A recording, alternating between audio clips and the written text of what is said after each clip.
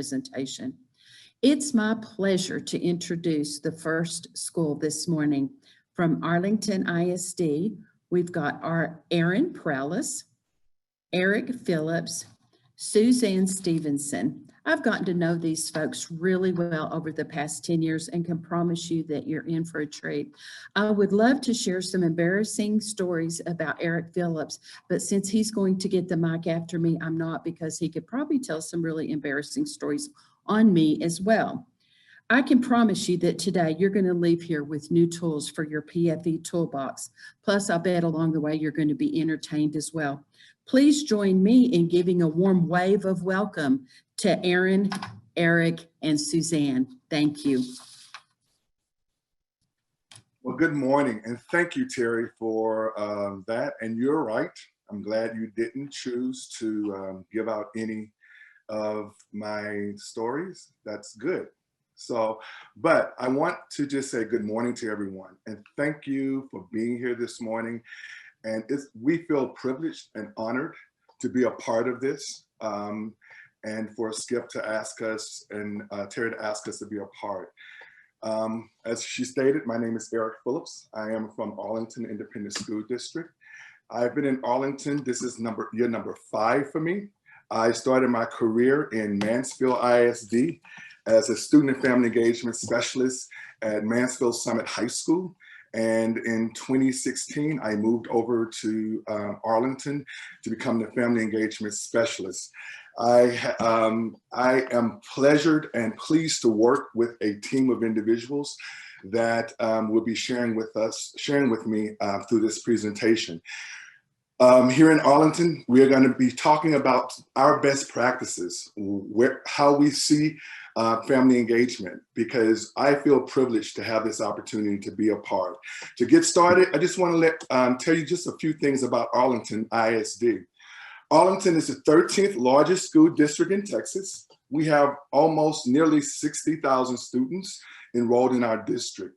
We are the largest employer in Arlington and the 6th largest employer in Tarrant County with 8,500 employees.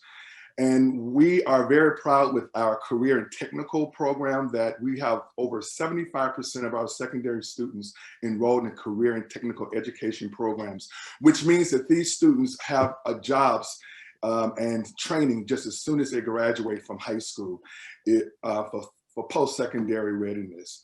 So we're very excited about that. Our superintendent is Dr. Marcellus Cavazos. He's been with the district for close to 20 years, and we're glad to have him as our leader, and he's a phenomenal leader.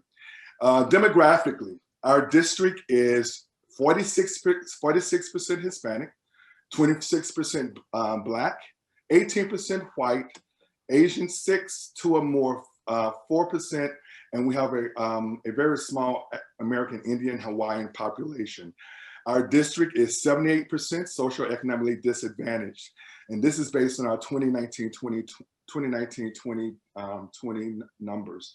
So our district is growing and is changing quickly. I have the privilege of working for Aaron Prowlis, and he's the director of the Parent and Community Engagement Department. So I'm going to allow him at this time to give us the history of Arlington, of the Parent and Community Engagement Department, and tell you about how we got started. Well, thank you very much, Eric. I hope everybody can hear me okay. Sitting up here on the 2nd floor of our building all by myself. And so hopefully we don't have any disturbances. If there are, that means something's going on that I'm not expecting. Truly is an honor to be able to share with this wonderful group this morning. First and foremost, I want to wish you and your families and your school districts well during this challenging time. And we do consider it a great honor to be able to share what we're doing in Arlington today. Also, I'd be remiss if I did not give a special thanks to Anita, Terry, and Skip. As the Parent and Community Engagement Department has developed in Arlington ISD, they have been directly impactful in how we've developed to where we are today. And we really appreciate their support, their guidance, their expertise to help us build to where we are today in Arlington. And also want to give a shout out to everybody on the call, because what you hear today is a comprehensive look of where we are. But as we've developed through the last 7 years, many of you have taken our phone calls. We've had quick conversations during a family engagement conference at the national and at the state level. And all that input has really gone into where we are today. So we appreciate the collegiality of this group as we all work towards the success of our families and our school districts. Eric's going to continue to drive the slides here today. I just have a couple, and then we're going to kick it back over to Eric. I want to share that in our parent and community engagement department, we drive ourselves through a mission statement, and we call it the 3 E's. We want to focus on engaging, educating, and empowering our community to be a direct support of our student success. And so when we talk about those 3 E's, we want to engage our community, educate them, and then hopefully empower them to move forward to be that support for our students. Also, as a PACE department, very early on, in alignment with the district's core beliefs, we established our department core beliefs that helps to drive us as well. And we believe in strength, a strength-based focus while learning every day. We are constant learners so that we can be the best that we can be for our community. Teamwork, together we build connections locally, internally, and externally with our external stakeholders. Innovation, we believe innovation is essential. We have to constantly be adapting to the new needs of our families and students. And we've had to do a lot of that here recently in the last 6 to 8 months. And then community service and support. We want to serve each and all members of our community.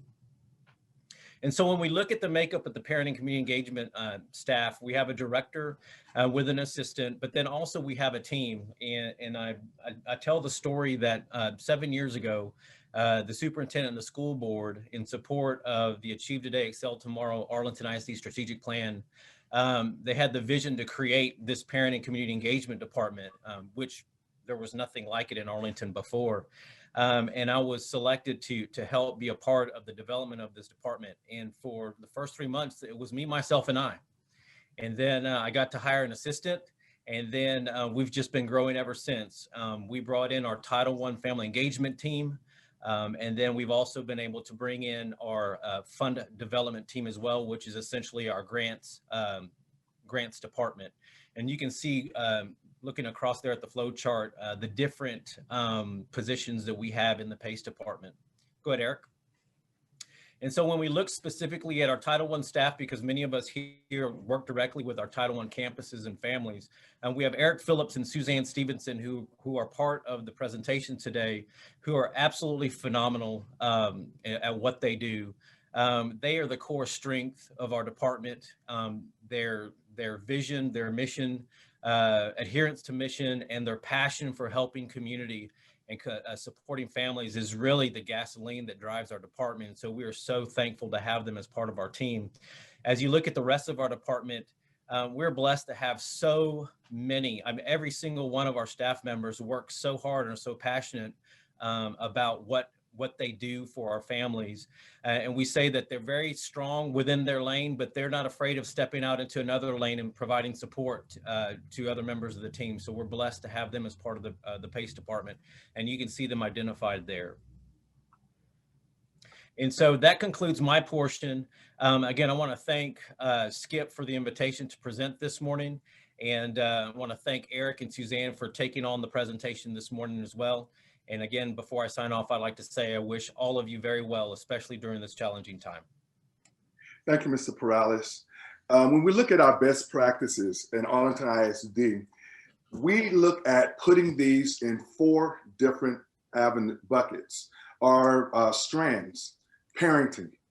We know that when parents are giving parents strong parenting skills, it supports them in being better, the family foundation being better parents, and they're able to better support their students through this educational process.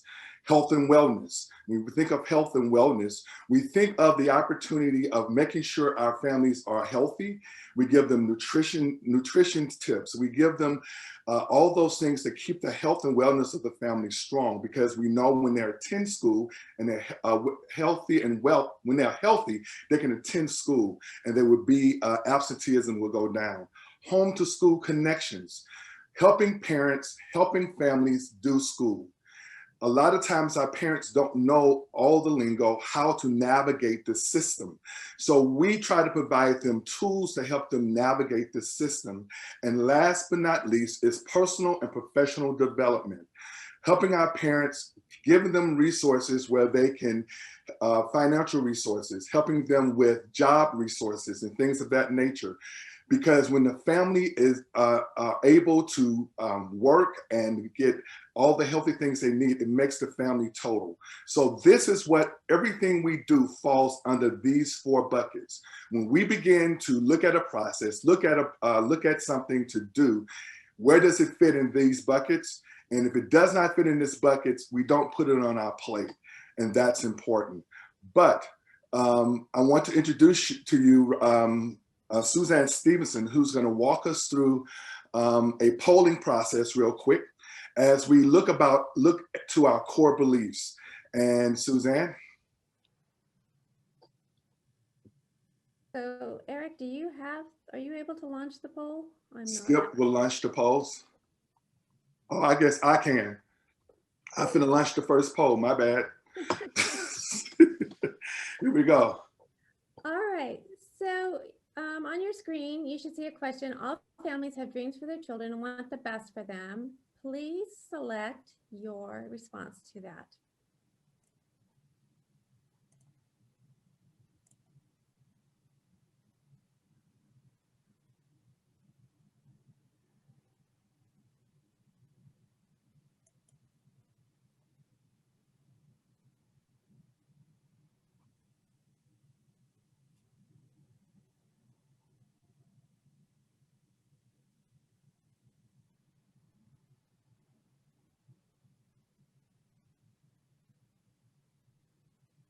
And I see that some people are adding to the chat as well.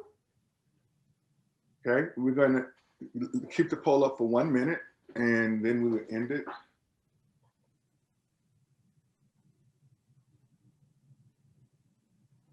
So not surprisingly for our audience, we have a large percentage of people who are strongly agree. And I see in the chat that we have a lot of strongly agree. Okay. Skip, can you launch the next one? You have all 4? Yeah, there. Here we go. So all families have the capacity to support their children's learning.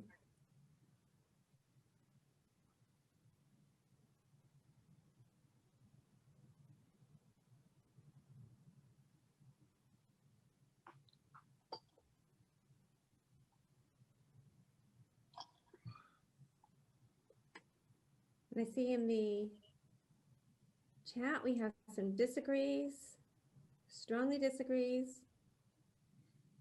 I'm sorry for whoever said they can't see it.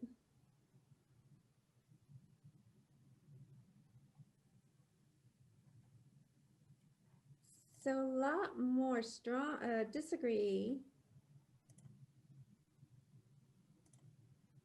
Even if I put this strongly agree and agree together. So.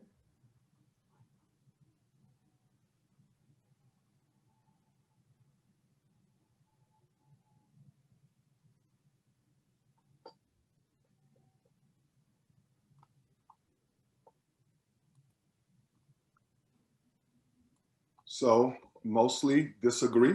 Mostly. Mostly disagree with about that.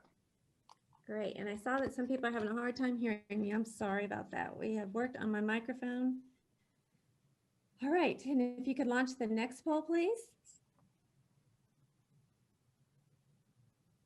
So families and school program staff should be equal partners. How do you feel about that one?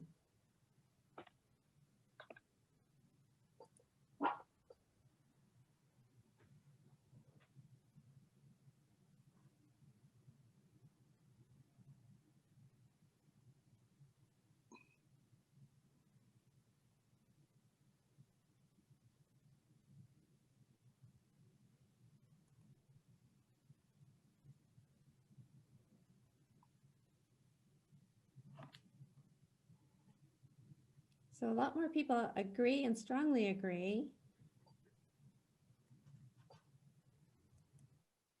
And I'm seeing a lot more agreement in the chat.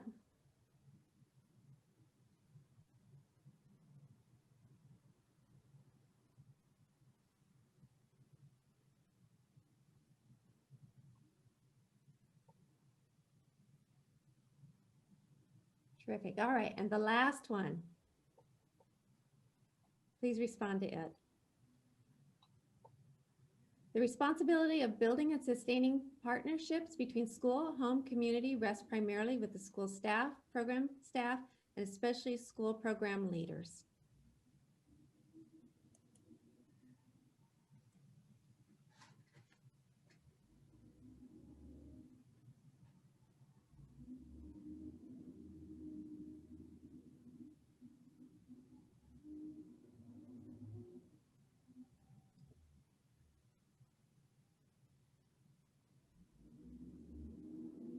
So it looks like we have a lot of agreement.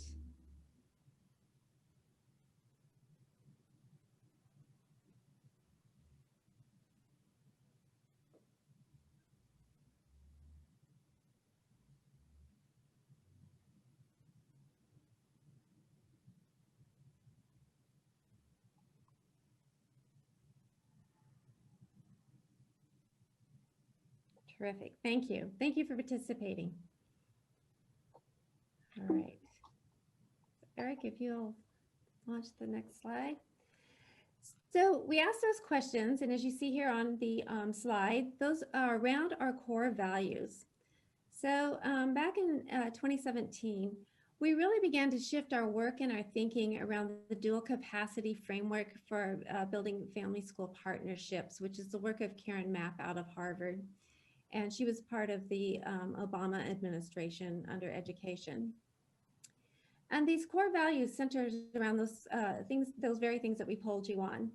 So the first one is all families have dreams for their children and want the best for them.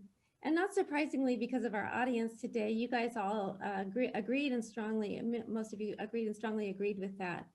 But a lot of times when we go out and we teach on this, we have a little bit more disparity between those things. And it's because of that first word in there, all. That's an encompassing word. Do we really feel that all? And sometimes our experiences in school with families don't lead us to believe that. But the truth is, all families have dreams for their children and want the best for them. And I think we see that even more right now because families are so strongly advocating for their children about their education. Nobody has a baby, even if that baby really wasn't quite in your plans. When we have those kids, we begin to dream for them, and we really do want to provide the best for them. There are a lot of things that get in the way of that, but we really do. And we say all the time, when those kindergartners come to class, nobody is dropping them off at our school and hoping that they will be the first one to be the failure, to be the one who does not graduate, who doesn't. Everybody is hoping that that child will be successful. And so we know that all families have dreams for the children and want the best for them. The next one is one of those areas where we do get, and we had a lot of disagreement in our poll here today. And again, all families have the capacity to build and support their children, or to support their children's learning. And the two words that seem to trip people up in this statement are all, and they also, that word capacity. And I see that you're having a hard time hearing me. Let me try something else on my,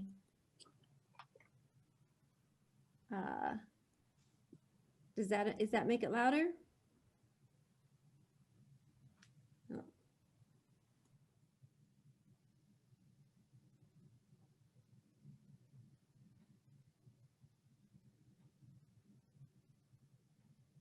Great. Can you hear me? Is that better? All right, perfect.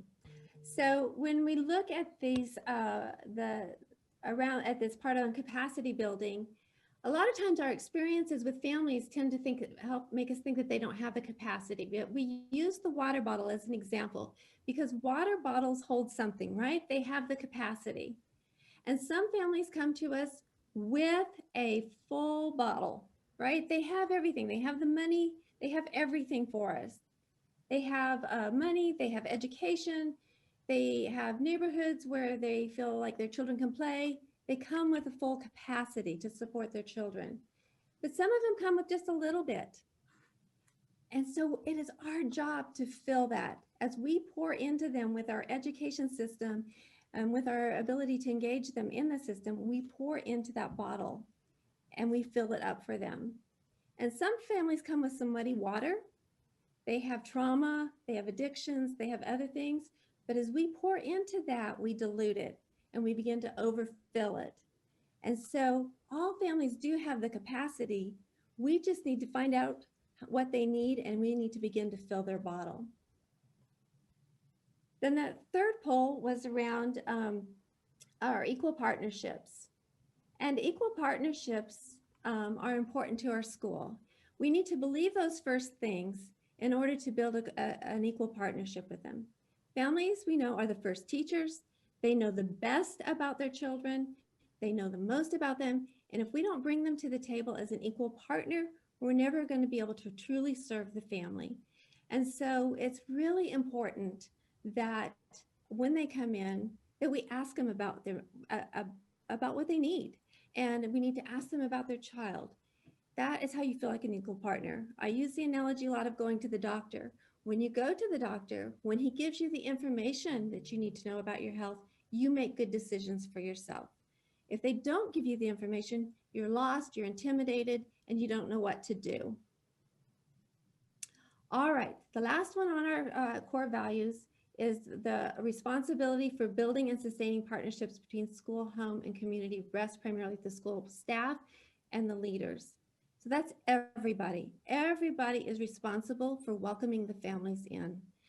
You can't leave it to just one person. It's not your family engagement liaison or your specialist or your coordinator. It is everybody on the campus. And when people walk in to the school, they may not feel welcomed. And so that is our job. When people come to your home, you open the doors, you invite them in, you give them something to drink, and you make them feel comfortable. And we need to treat our families the same way when they come to our buildings.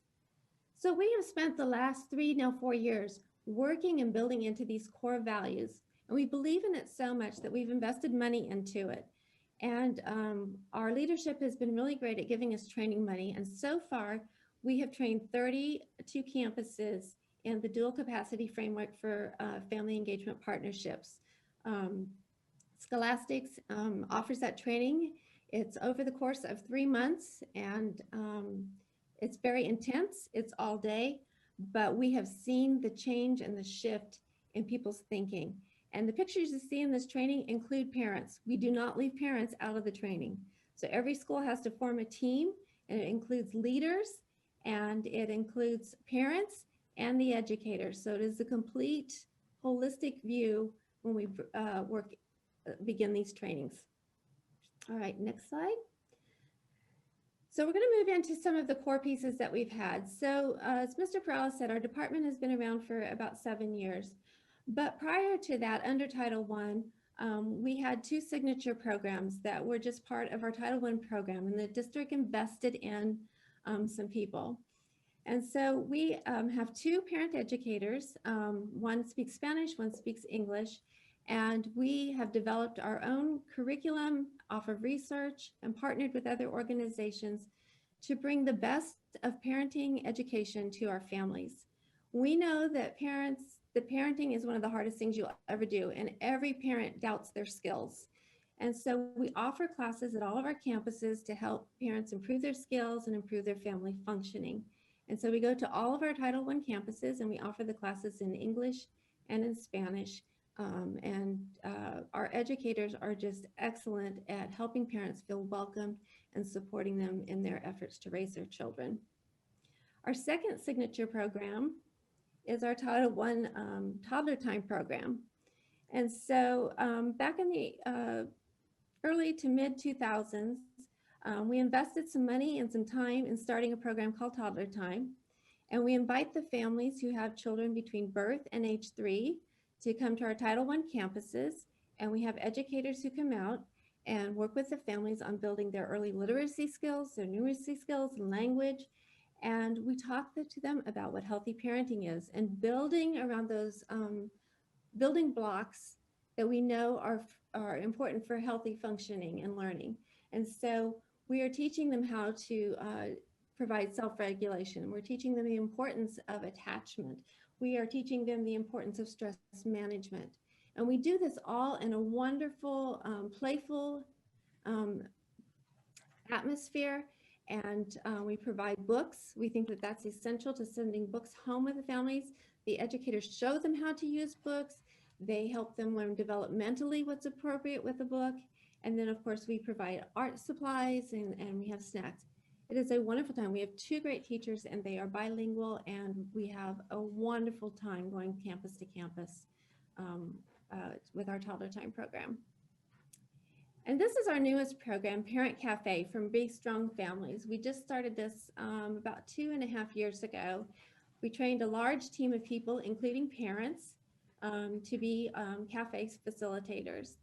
And Parent Cafe, if you haven't heard of this, is a really different way to approach sharing parent knowledge. So you create these safe places and spaces for families to come together, and it's kind of a facilitated discussion around the 5 protective factors. And of course, cafe tells you we share some coffee or some drinks, and we have some snacks.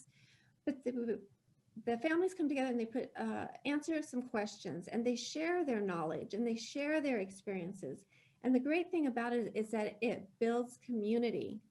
The families leave. We have 5 different sessions, and after those 5 sessions, the families are so close. They have bonded and they become the support system. And we formed one for grandparents, and those grandparents, we just saw amazing things happen with the grandparents, because now they were able to support each other where they felt alone. Now they had support in each other and knowing that they were not alone.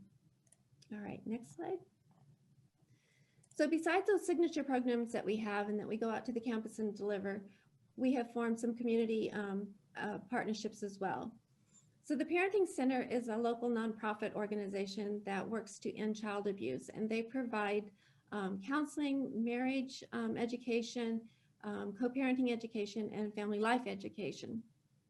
And so we entered into an MOU with them, and they have loaned us some of their curriculum and trained our staff. And so we expanded the number of classes that we could teach and gave us some great classes to offer. And then in exchange, we are able to share back numbers with them. And that helped them out because they wanted to be spreading their information around.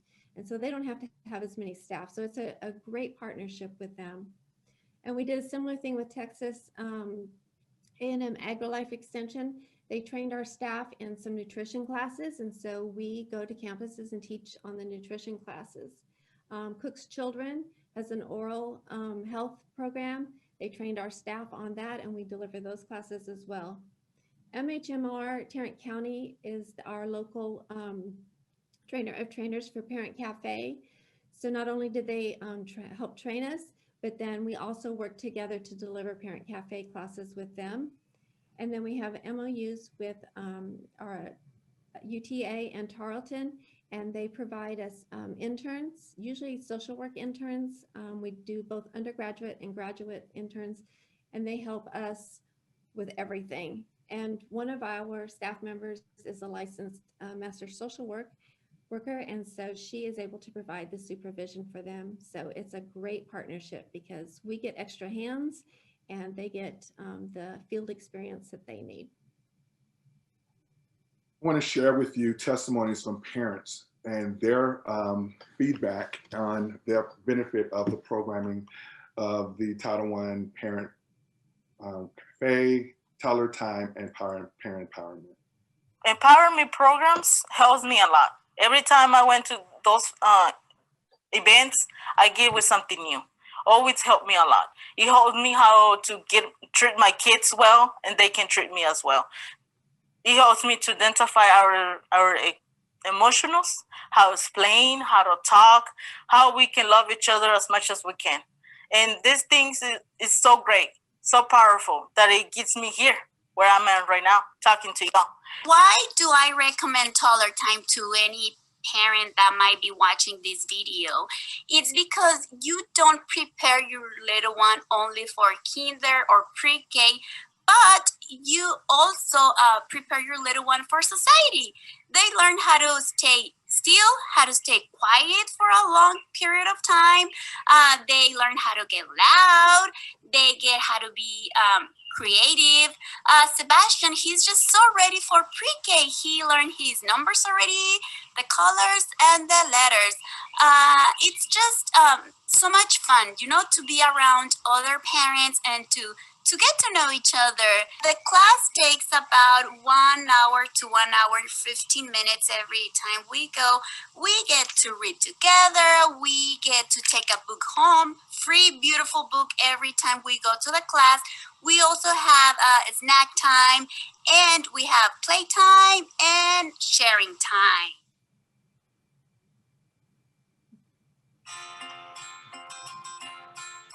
Why is Dad's engagement in school important to me? My dad is a hard worker, and he takes care of me and my brother and sister very well. He wants us to do our best in school and helps us a lot. It is important to me that my dad is involved with my school because I get to show him what I'm learning, and he can be proud of me. My dad helps me with my homework by counting with me, giving me spelling tests, and finding answers to questions I have.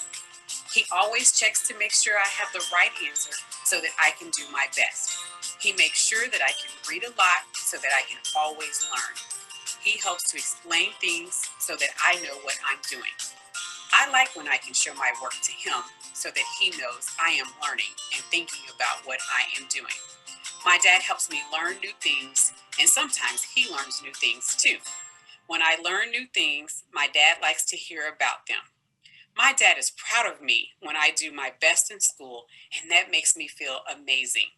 When he helps me and sees my work, it makes me want to always work hard, just like he does in life and in school.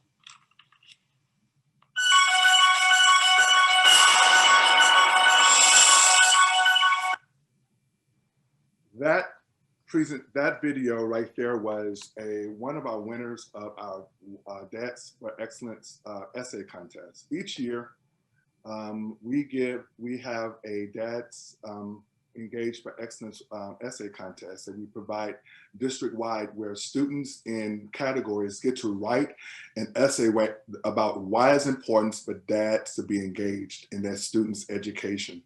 Our Dads Engaged for Excellence program is for our dads, uncles, brothers, and other individuals to get connected and have them get involved in the educational process. We have different avenues in which dads can become a part of, become engaged on a campus. We also have a staff member that the district allows us to pay for under the Title I funding to head up the Dads Engagement for Excellence for all of our Title I campuses. And what this individual does, he ensures dad programming happens on those campuses. He engaged the dads from our Title I campuses. He has one-on-ones with them.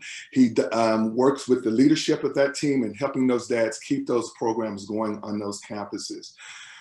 In our AISD, we recognize that it's important that dads be engaged. Now, a dad's program can look different ways. We have Watchdog, or you have All Pro Dads, or you just have a standalone Dads Club. The Dads Club on our campuses is benefit for that particular campus. Each campus needs are different. We have Hero Dad Challenge. The Hero Dad Challenge is there are 7 opportunities for dads to get engaged. And if a dad reach all those opportunities and he hits all 7 of them, we recognize those dads as dad heroes at the end of the year. And that is a part of that program. The Ambassador program is we connect our community male role models with our campuses for mentoring programs, for them to come in and read, for them to do different things with our campuses. And these are strategic, and they are, when we meet with the principal to connect these partnerships, there has to be an outcome. What is going to be the ultimate outcome? And then Build with Dad is a STEM project. The essay you just heard, we recognize those dads at the end of the year at our Father Fest Arlington. This is a half-a-day Father Fest where we have live music, games. We give out awards to our dads that have been outstanding in their dads clubs. We give the essay awards out to those students, and those students get, with our partnerships with the Rangers and Six Flags and with McDonald's, they get gift cards, they give game tickets and different things to the games, and to Six Flags for participating in the essay contest. So those are some of the things we do with our Dads Engaged for Excellence program. When I came into the district, we had the dads programming, but the programming was kind of lack. So over the years, we have built the programming, and our last numbers, we had over 42 dads clubs out of at that time, we had 48 Title I campuses. So that's the growth of the Dads Club. Our next program we want to talk about is Parent Academy, Parent University. Parent Academy came out of Parent University. Academy nights, we do 3 to 4 Academy nights at selected elementary and secondary campuses. We know that with Title I funding, what happens is that there's only certain things you can purchase with that money. What the district and our department decided to do with some of our district funding is that we identified those campuses. If it was our campus or a campus that was struggling, we would identify that campus and we would go in utilizing the caring map strategies and do an academic night for those campuses. If it was an elementary campus, we took one of their initiatives or one of their things they were trying to improve, scores they were trying to improve, and we built an academic night around that. And what we brought to the table with that academic night was not only the ability to support them with those strategies, but also we were able to feed the families. With our district funds, we were able to actually provide dinner for the families that night. We were also able to go in and we did help them with signage. We helped them with promotion, with themed out nights. And basically what it was, you're modeling what an academic night could be and should be. And at the same time, you were providing them the tools they need to better support their families to close the achievement gap. And several of those nights, depending on what campus, we partnered with the food bank. And the food bank would bring in food to that academic night. And the families, when they left with groceries. They left with food and things of that nature. We did those on secondary campuses and elementary campuses. Our Destination Success College and Career event. As we go through these presentations, you're going to hear me talk about partnerships. I believe that more can be done with our community. And when you bring in your community and bring in these partnerships, it brings in more resources and brings in more value. And so we partnered with, for the Destination Success, we partnered with Inspired Outreach, which is the outreach division of Higher Education Servicing Corporation, that they believe in preparing students for college readiness. So we partnered with them as well as our Dan Diaper Career Center, and we put on a college and career event. This event was for college students. We had colleges there representing, they can go, we had workshops on how to prepare for college, FAFSA workshops. At the same time, the students could find out what careers they can have. We had job companies there, and they would interview students. Students would walk away with jobs, with internships, and different things of that nature. So it was a college and career event. And last year, we didn't get to do it last year because of COVID. But the previous year, 2019, we had over 600 students show up and had several of those students leave with jobs. Then another event we have under Parent University is our Family Expo and Summer Resource Fair. We know that in the summer, students don't have things to do. Parents are looking for things for them to do. learning decreases in the summer, the achievement gap kind of expands. So what we did, we partnered with the Alpha Kappa Alpha Sorority Incorporated Education Foundation and put on the Family Expo Summer Resource Fair. The Family Expo, they were doing in our district at one of our campuses every year. And so what we did, we just combined our efforts. They do STEM projects through their Family Expo. So they had STEM projects going on with students from elementary all the way up to high school. And we had the Summer Resource Fair that we did each year, which we brought in over 100 vendors from the community that provided resources, free resources. We always wanted free resources for our families, free resources for the summer, whether it were activities, whether it was learning activities, and we connected those parents with these resources. At the same time, the Family Expo, our students were getting STEM exposure, and partnering with them, it helped us expand our program. And one thing about Arlington ISD, there is something going on every day, every night in the district.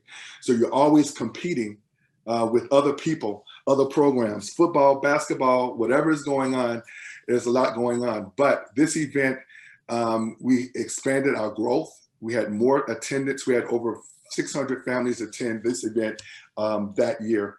That was in 2019 because it was canceled again from last year because of COVID. Title I family engagement. We oversee the Title I engagement teams on our campus. We have 56 Title I campuses, and we oversee the compliance piece for the district. One of the things we do, we formulate and we oversee the district Title I Family Advisory Committee. We work with them with 3 to 4 meetings a year. Family engagement liaisons, professional development. We have 57 family engagement liaisons, and we are responsible for the professional development for all 57 of those individuals. We meet with them twice a month. The first meeting is a meeting where we go over responsibilities. We do training. We give them resources. This year so far, we've had a resource fair where we brought in community resources to help them connect those resources to their parents. We have a lot of our fellows themselves are struggling with social emotional issues due to the COVID. So we had an opportunity for some self-help training to walk them through that process and work them through that. And so whatever we do at the first meeting, we work it out, give them a takeaway, and they have to work on it. And we have what we call PLCs, which is the second meeting of the month. And they come together in their PLCs and they talk about how did that work? What went on with that? What do we need to do to change? And that's in a small group environment. We have family engagement mentoring program. The mentoring program came out of the need of when new fellows came on. A lot of times they were just thrown into the structure, not knowing exactly what that job looked like. Well, we match every new failed with a seasoned failed. And that seasoned failed walks through this process with them the whole year. And one of our teachers, our Spanish instructor, Elia, who's been a family engagement, has been in our department for over 20 years now. She leads that program and she brings a wealth of knowledge. Well, I'm gonna put a plug right here. Suzanne and Elliot were our first 2 parent instructors when we started the family engagement program in Arlington. So Suzanne, I'm sorry, I'm just to put this plug in. Suzanne started Toddler Time. Suzanne was the person who started Toddler Time, and she wrote the grant for that, that brought that to the district. So, that's a plug. But Elliot heads the mentoring program, and what Elliot does, she walks through with each one of those fails. So after a year, they're able to go out and now become mentors themselves, and they understand the process. The Title I campus compliance, those areas that we oversee for compliance are the Title I crate, Title I meetings, Title I campus family compact, and campus policy. We ensure that these things happen. We ensure that Each campus is completing they are completing their Title I crate.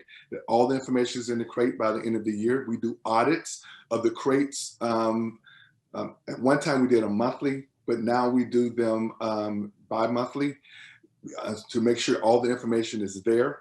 And we make sure that the compact is done and make sure all the Title I meetings have been administered on each one of the campuses. Now, I want to take you, Suzanne and I, when we begin to do the Title I crate, it's a little selfishness here. As you can know, if you're in a district that have multiple campuses and they do things their own way, well, it became difficult for us to do an audit. And me coming from corporate America, where audits, I used to audit, it makes an auditor upset when he can't find the information he needs when he's trying to audit your crate. So we put in processes in place where every crate looked alike. Same forms, same structure, same process. That way, when someone comes in and looks at your crate, they can tell immediately whether you're in compliance or not. And that way, everybody is doing the same thing in processing. So I'm going to see if this works. I'm going to take you to, we put everything onto our intranet in the district. So every principal and every fail would have access. Can y'all see that? Have access to all the documents they need. And here you have how-to, didn't mean to do that. You have how-to videos on how to do different things. You have all of your forms. You have templates for your compact. You have templates for your policies. You have a template for your agendas. You have your budget forms. You have everything you would need to plan and organize. And also we have here is our fail manual. We created a manual and that every fail gets, every principal has, that outlines all of their duties and their responsibilities. It gives them their roles. It gives them how what needs to be done, what can't done, how to be done, how to plan their meetings. And this fail manual is given to every fail, and we update it every year to ensure that it is updated. So as you can see, we have our COVID-19 response. This is how we are responding for COVID. And we put all that information in this document, and every principal and every fail has this document, and they can go to it to make sure that they are doing what needs to be done and in compliance for the year. And Eric, if I can just, can you hear me? Yes. If I can add to that, with our manual, one of the things that is really important to us is at the end of every year, we actually bring all our liaisons together in their PLCs and give them a manual, and we ask them to add to it and tell us what wasn't clear. So every year they help us with that update because they're the ones who really use it. And so that voice is really important to making it a very functional document for our staff that use it. You know, you heard us talk about the care map dual capacity. When we rolled this out, we thought it was very important that we give them a template to work through that, how to plan. And so, as you can see, we have a Title I team academic parent education plan. How do you plan an event around that strategy? And if you walk through this plan step by step, at the end, you would have your event plan, and you can work everybody involved, your FET team. You just walk through this template, and that gives everybody the structure and the way to plan their event to ensure that they match it to the educational process. Each one of our campuses, non-titled campuses, have what they call a family engagement representative. These are stipend teachers who work on their campuses, and they plan three academic nights a year per every non-titled campus. So I oversee that team. I work with them to ensure that they are working through the process. I meet with them 4 times a year, and we walk through their planning of their events. We walk through what's working for you, what's not working. And they also become our contact to those campuses to get information to the campuses and distribute information to those campuses. And they're responsible for communicating district-wide family engagement initiatives, and they're responsible for developing those 3 academic nights a year. And those on each one of those campuses. And they report back their results also. And we work through that process with them to ensure, because we feel it's important that family engagement, every campus, district-wide, is doing family engagement, and they're engaging their families. You heard me talk earlier about community partnerships. We feel strongly that community partnerships are important. Our department funnels all of our community departments to the campuses. If a community partnership wants to partner with one of our campuses, they funnel them through our department. We meet with them and we filter what they want to do to ensure, and we connect it to the appropriate campuses where this process may fit best. We have faith-based organizations. We have civic organizations. We have business and enterprises and institutions of higher education. So all these entities we partner with in some way, in some form, and they do programming on our campuses. And we meet with these organizations with our superintendent throughout the year. We have what we call community luncheons, and we bring these individuals in. Our superintendent meet with them, and he gives them what we're doing in the district. And in these meetings, those individuals that have done phenomenal work, we recognize them in these luncheons. We recognize those organizations also. Volunteers engaged for excellence. Our department, we approve all volunteers for our campuses. We have a volunteer clerk, and she does all the volunteer approvals. We do volunteer training, where we train all the volunteers on our FAILs handle all the Title I campuses.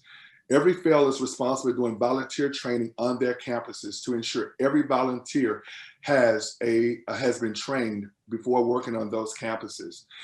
And the clerks do it for our non-title campuses. So they go through a training process. Volunteer recognition event.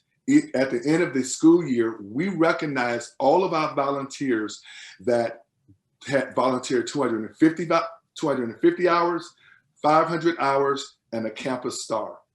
And so we call these volunteers for excellence. And so we recognize them with a luncheon. We give them gifts and awards, and they are celebrated for the hard work that they do each year in volunteering on our campuses. Resource system connection. Arlington ISD, we had our first job fair last year. Arlington ISD, we partnered with Workforce Solutions and Rush Creek Church, and we had a job fair for all AISD families. We had over 400 people show up for the job fair, and 100 of those people walked away with jobs from the job fair that day. So we believe that falls under our professional development and helping parents get connected.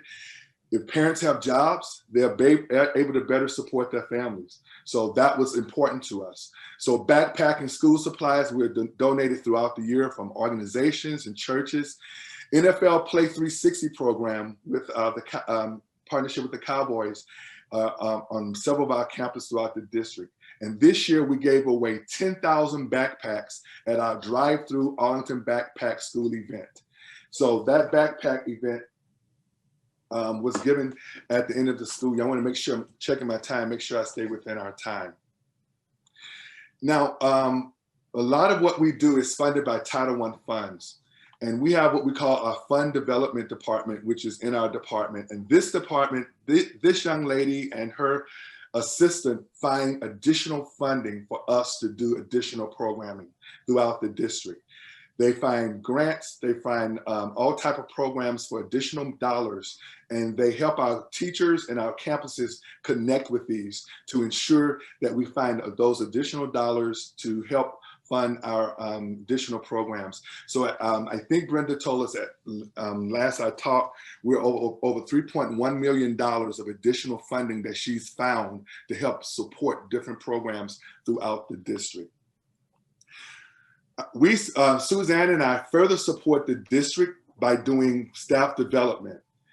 If you want to change a culture, you have to begin to work with the culture in trying to train them on what it looks like.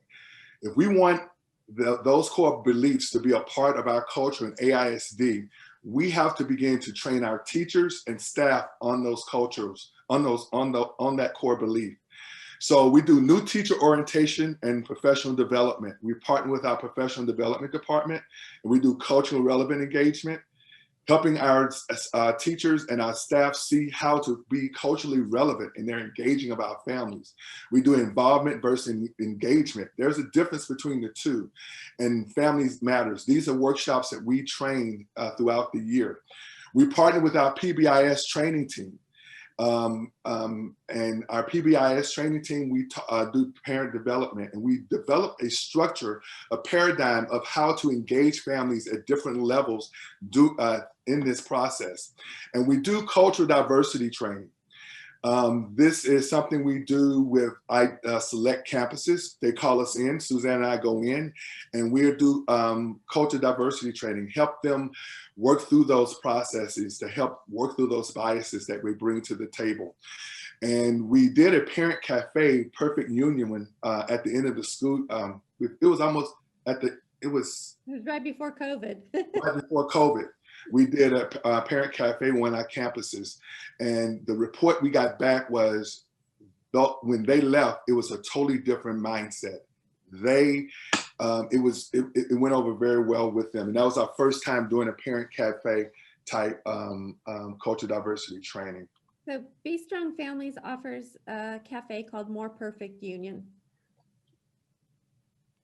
So the last portion of our presentation, we're just going to talk about our COVID response. What did we do in the COVID response?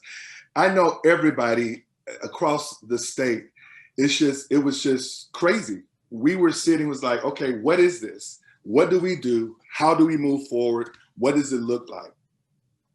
Suzanne and I, back in March, we were just sitting at home looking, and we would call us like, okay, what do we do? And so we had to begin to put our mind together and begin to think, what does it look like going forward? So we participated in the task force that the district put together to ensure we had a parent voice at the table. And we participated in those task force, and some of the things that came out the task force, we began to implement. But as a department, we had to begin to reevaluate our purpose. What is our purpose now? How do we move forward? And then we began to see how now do we support our campus fellows in what they're doing.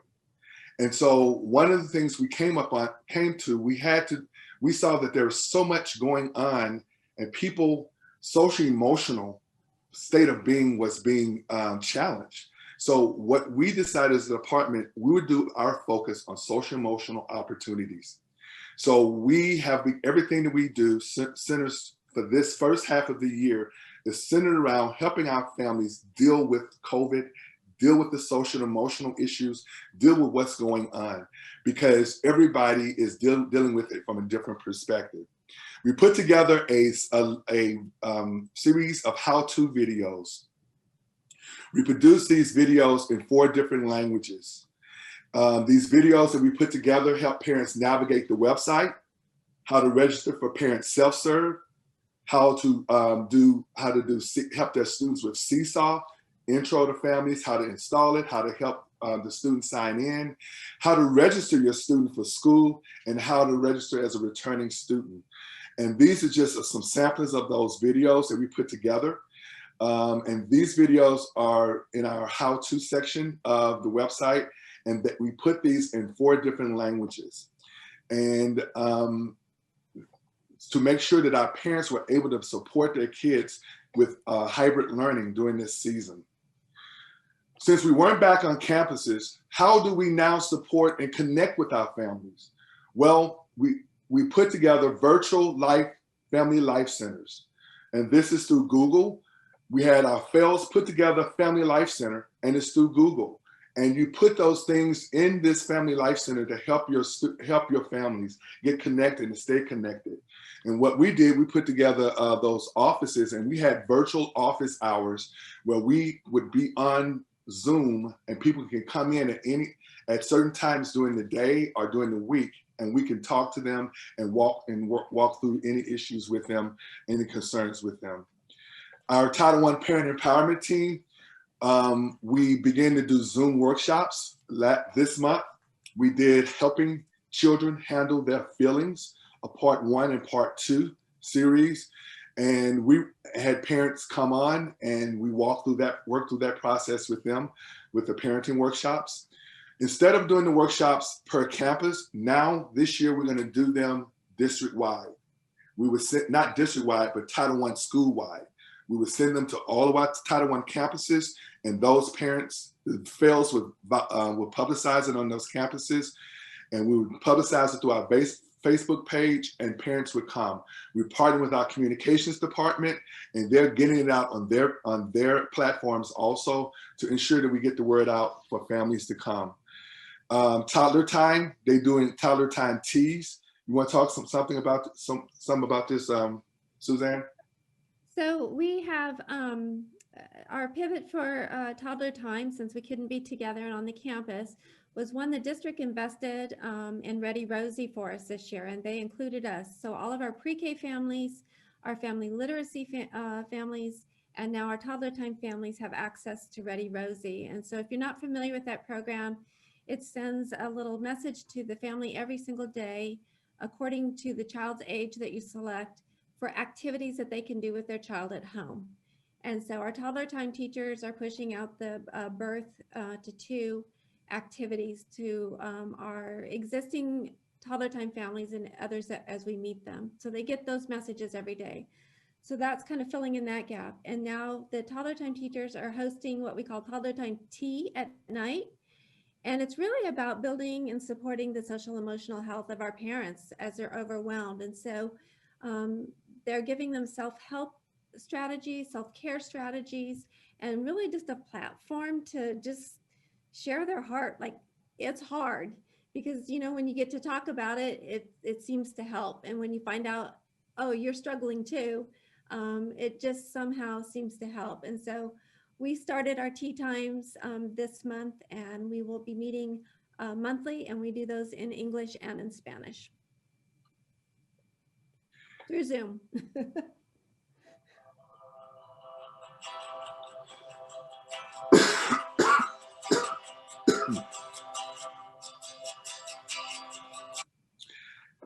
For the lack of time, I'm going to keep going.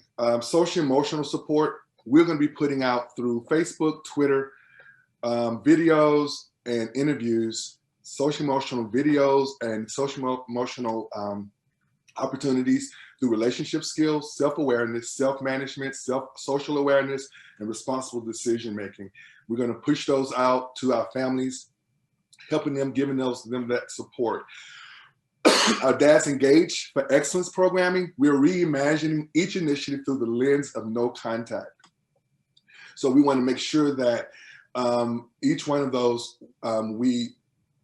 how do we keep those going, but through a lens of no contact. So that's something that you guys remember, probably if you attended the conference, AJ Brown.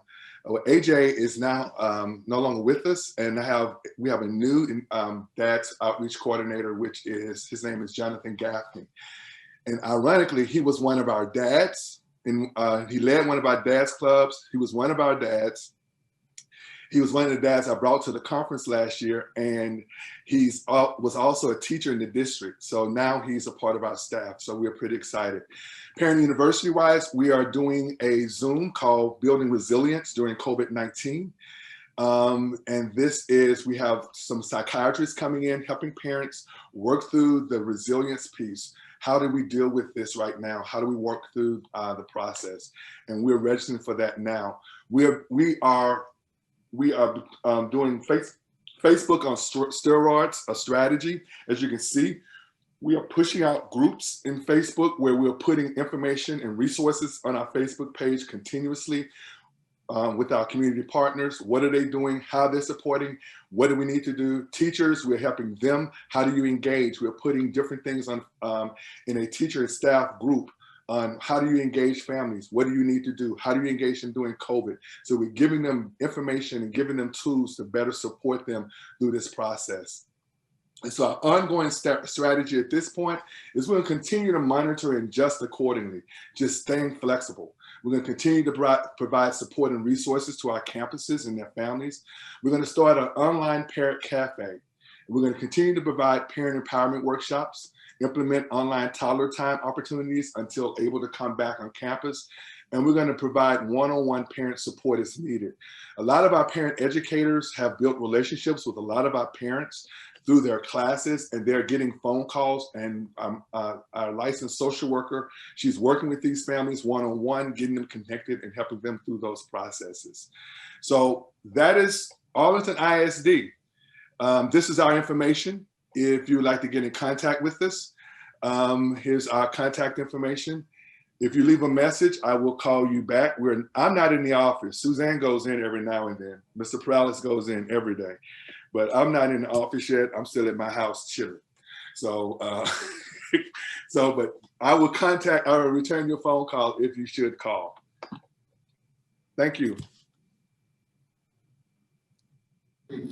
Okay. Oh my goodness, Eric, what a wonderful, wonderful job you all have done. Thank you so much for sharing the great strategies. The comments on the chat have been stellar. Everybody agrees that you're just doing some amazing work, but we do have some questions, Eric, Aaron, and Suzanne, that we want to ask.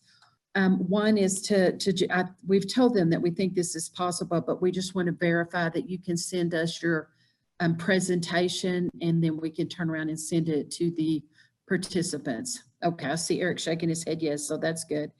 And Eric, can one of you guys quickly give them the 5 topics for the Parent Cafe?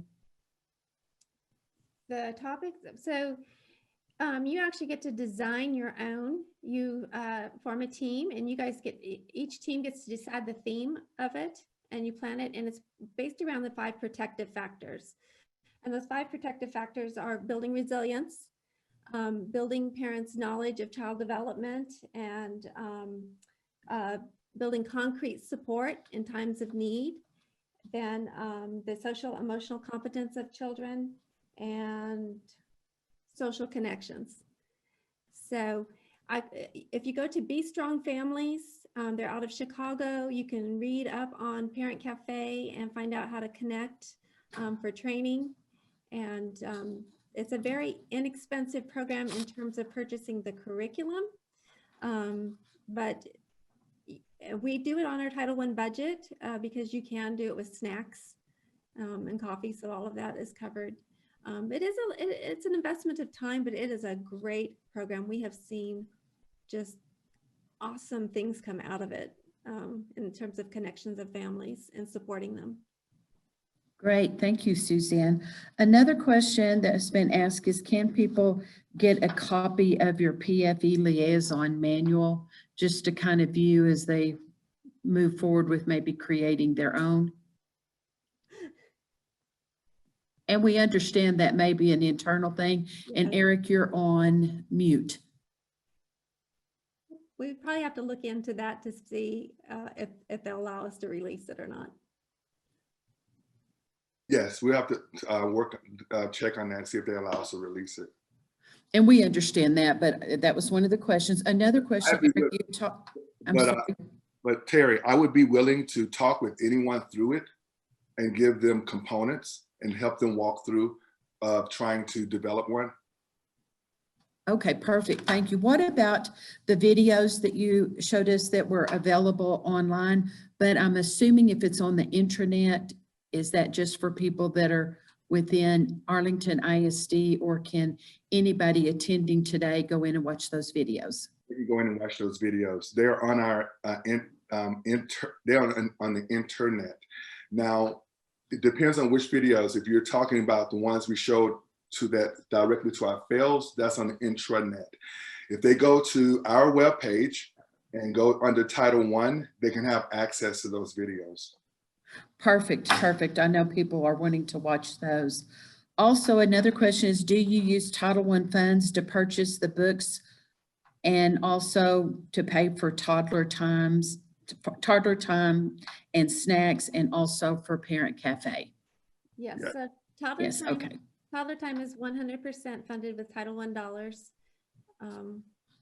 So we're able to cover that. Parent Cafe we fund that with our Title I dollars as well.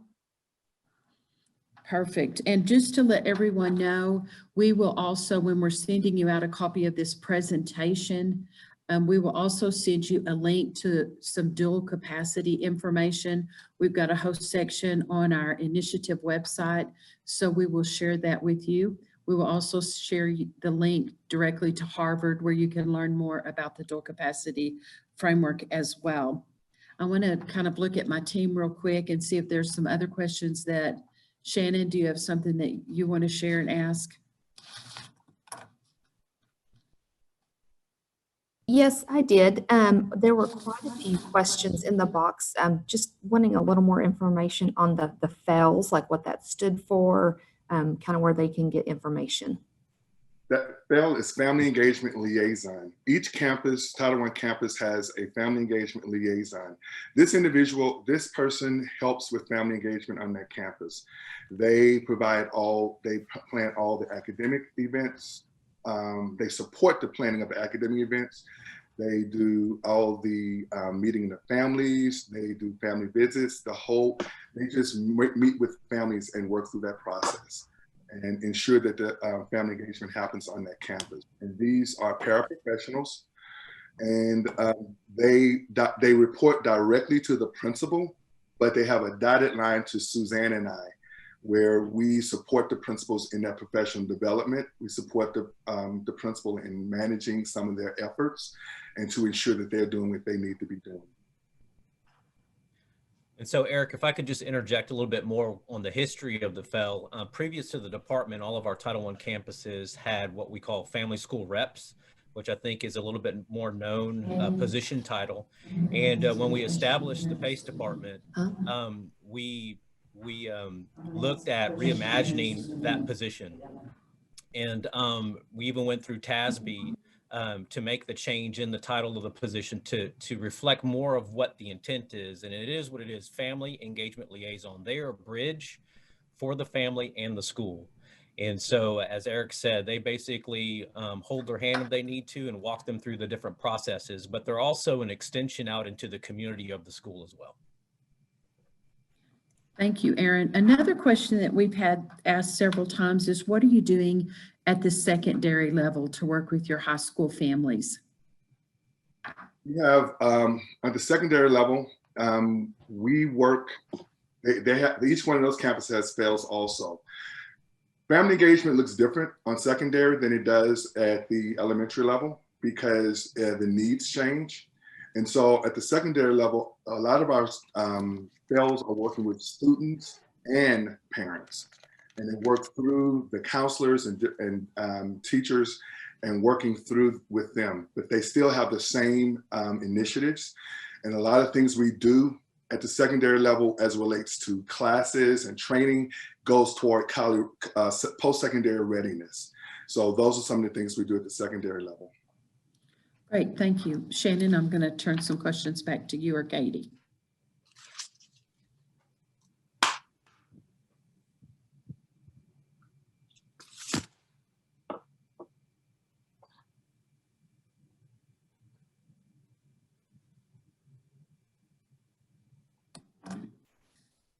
Go ahead, Skip.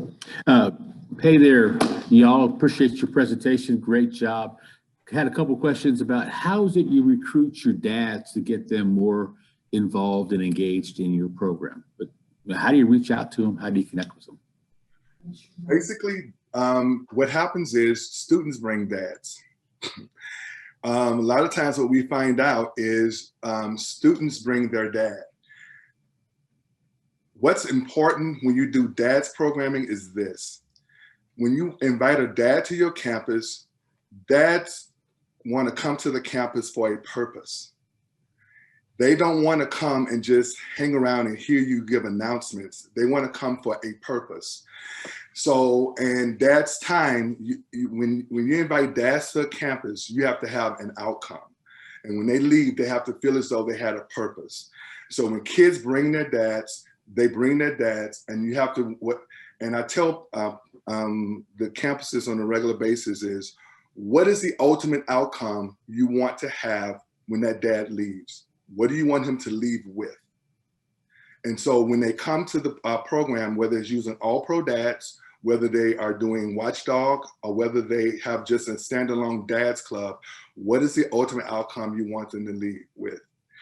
Honestly, I can buy my kid a donut anytime I want to. I don't have to come to the school to eat a donut. So when you say donuts for dads, that does nothing for me as a daddy. You see what I'm saying? So what is the ultimate outcome that you want to get when you invite your dad to the campus? Do you want to do a STEM program where the dad is interacting with their student and building that capacity? So students bring dads. So when the students say, Dad, I want you to come, they're going to bring the dad. Once they get there is what we do to retain them and have them come back again. Because if I leave and I felt value when I left, that means when my son says, Eric, Dad, can you come to school again with me today?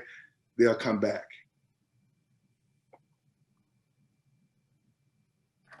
Great, thank you, Eric. At this time, Katie's going to ask a question.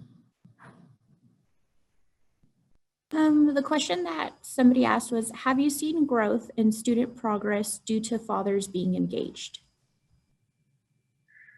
We do not have, being transparent, we do not have numbers yet to that. We are still putting processes in place on what that looks like. So measuring family engagement, as we all know, is very difficult and it's a slippery slope.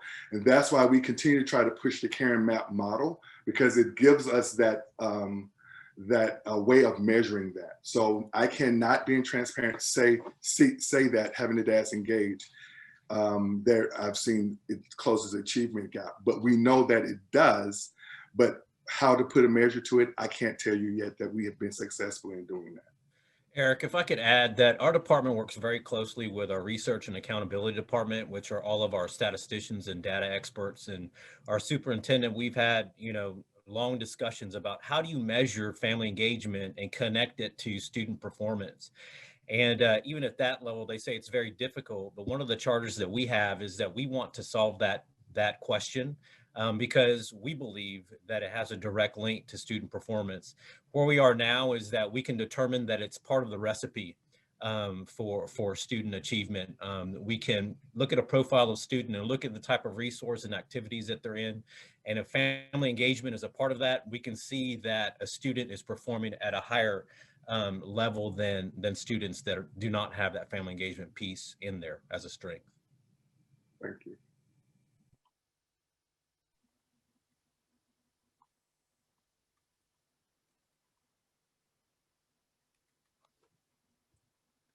Try to unmute. There we go. Try to unmute. This technology on, off, too hard for me. But we had a question about the Title I crate. I realize that's a purchasable program, or there's different purchasable programs for that kind of activity. What can you share from the Title I crate? We had questions about compliance and keeping track of your compliance. They thought you did a great job. What can you share about that, or can you provide anything to us that we could put online? Can you be more specific? They were specifically, the question I noticed was just about the overall procedure. Okay. And documentation, but the overall procedure. Title I Crate is a tool that the district has purchased through 806 Technologies. And the crate is a tool in which the district used to track and to keep records of all of our Title I requirements. So when you go into the Title I crate is set up based on your district's procedures, and you upload all of your proof of documents. Prior, you used to have the Title I little boxes and you keep all the paper. Now that paper is uploaded to a web-based document, web-based platform, and it holds all of that documentation for us. And that way we have access to each one of the fails crates, and we can keep track of ensuring that all of our Title I compliance is documented and it's already accounted for. I hope that answered the question. I can send you guys the link to 806 Technologies, and you can research the crate. But it is a web-based platform that you can utilize to keep all your documents. Thank you. Shannon, Terry, Katie, any other questions? I do. Okay. A question that's been asked is, when you hire your PFE liaisons, do y'all protect their time so that they really are used for true parent and family engagement duties?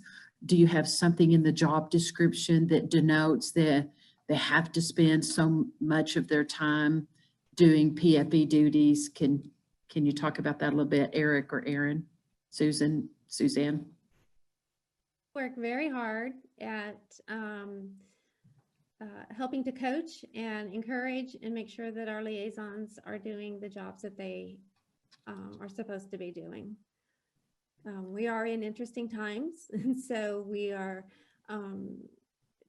really advocating and leaning towards everything. We've kind of pivoted this year, and we call it parent connectivity because it's so different. And so we are asking the campuses to use their liaisons and all things to engage and make sure that parents are connected to their children's learning. So whether that's helping with the distribution of hotspots, helping parents put in help tickets if the computers aren't working, whatever it is, whatever it takes to make sure that that family and home stays connected to the learning is where we're encouraging their work to be this year.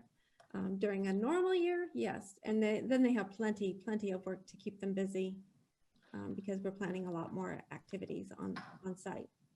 And Terry, as many others, that are in the gallery here, all of our Title I funded personnel complete a monthly time and effort report, which is a big accountability piece, not just for them, but for the campus administration to ensure that they are performing their dedicated duties underneath that job description. And so that's an additional qualifier that we have in place to ensure that they're doing what they're supposed to be doing at the campus level.